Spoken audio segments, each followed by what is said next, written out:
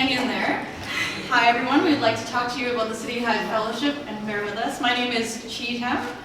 I'm Miley. And I'm Astin. Okay, where do we even begin? I'm going to ask you a question. Okay. What even is civic engagement? I think it's everything we talked about tonight. I think it's getting out the vote, I think it's volunteering, I think it's canvassing, being super active and stuff. What do you think about that? I think that's super dope. I think that's really valuable for some people. But I don't know if I could ever convince my friends to engage like that if none of the processes really resonate with them. I mean, people in my community aren't even on the ballot. True, and I also think another thing is that not everybody even really speaks that specific city speak, Not everybody really would like to go to a public open house about the library's 10-year strategy, even though we all really do have ideas about what we want our libraries to do. That whole way of thinking and speaking, it's actually quite a specific cultural language. It isn't really accessible to you unless you grew up in a very particular way. Yeah, I totally hear what you're saying. Even this idea of engagement sets up an us and a them. We need to engage with them.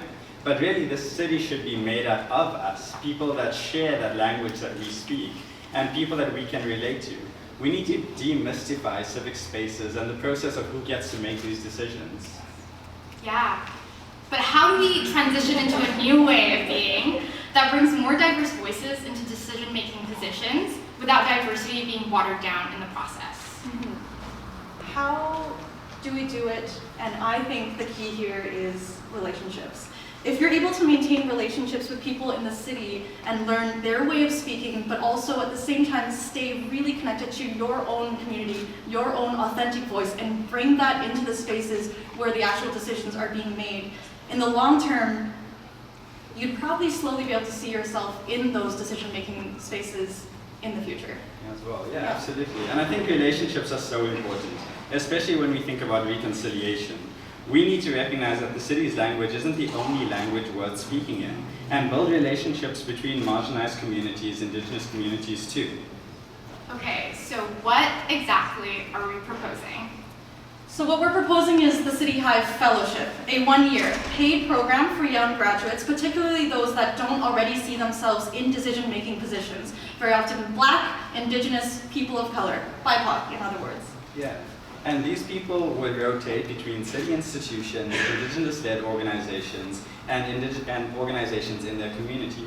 So for example, a young Somali graduate might spend a third of the year working for the City of Vancouver's engagement team, a third working for the Musqueam Nation, and a third working for the local Somali community organization. This will allow her and the organization she works at to reflect on what creates inclusivity, but to build relationships and break down silos between communities. It's also an opportunity for recent graduates to experience different work cultures in preparation for their career paths. So what do we need from you all in this room to make this a reality? So the first thing that we need are your brains, because you all are a bunch of smart people, and I'm sure that people in this room have experience building inclusive cohort programs, building relationships with organizations, and experience with intersectional issues that marginalized youth face. We want to hear from you tonight.